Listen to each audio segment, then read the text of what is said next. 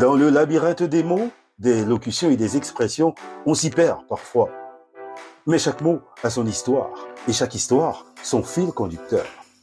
Sur la chaîne YouTube JC Group, je vous propose Le Fil d'Ariane. Le podcast qui vous donne la clé pour comprendre les expressions françaises, une à la fois, un jour à la fois. Le Fil d'Ariane, votre rendez-vous quotidien sur JC Group. Bonjour à tous, je m'appelle Israël Jackie Cantal. Bienvenue dans cette nouvelle série consacrée au langage des diplomates.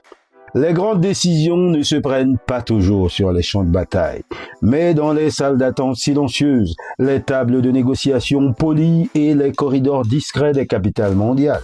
La diplomatie, c'est l'art subtil de naviguer entre la paix et la guerre, entre l'échec et la prospérité. C'est un langage codé où un seul mot peut désamorcer une crise ou, au contraire, la précipiter. Pour comprendre cet échiquier planétaire, il faut maîtriser son lexique. Bienvenue, mesdames, messieurs, dans l'art du possible, la série qui décrypte les 20 termes essentiels sans lesquels le monde s'arrêterait de tourner. Ici, chaque mot est une règle du jeu, une arme ou un pont.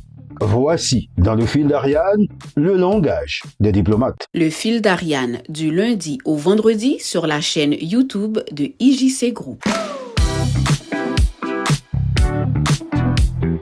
Les négociations et les tractations se sont achevées. Chaque partie a défendu sa position avec fermeté, mais le mur de l'impasse se dresse. Si personne ne cède, les discussions échouent, menant potentiellement à l'escalade ou à l'immobilisme.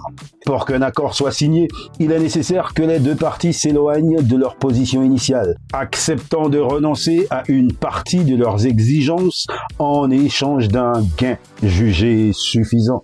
Cet acte, souvent douloureux politiquement, est pourtant la marque d'une diplomatie réussie et pragmatique. Alors les amis, découvrons ensemble ce terme qui définit l'accord obtenu par des consensus mutuels. Découvrons ce que les diplomates appellent le compromis.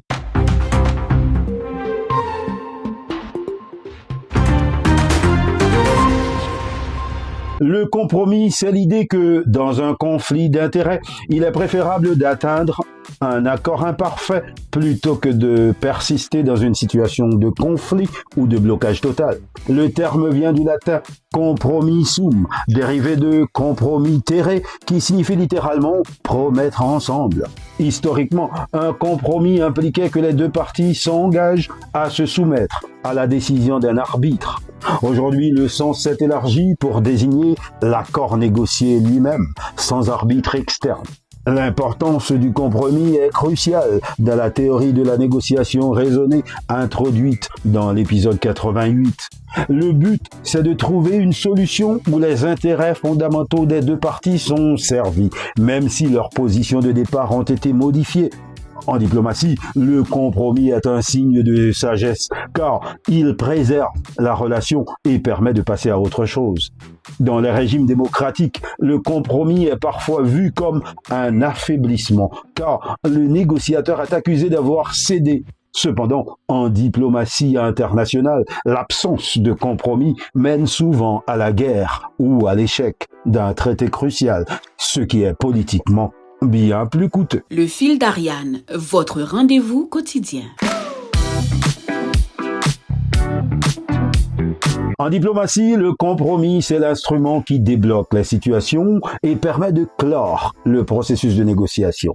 Les médias et les diplomates parlent souvent d'une formule de compromis qui a permis de surmonter le dernier point d'achoppement. Le concept de concession mutuelle est son synonyme direct. Les diplomates travaillent à présenter les concessions faites non pas comme une défaite, mais comme un coût nécessaire pour le bénéfice plus grand de la paix ou de l'accord commercial. L'accord de paix du Vendredi Saint en 1998 en Irlande du Nord est un exemple historique. La négociation exigeait un compromis colossal de la part des parties.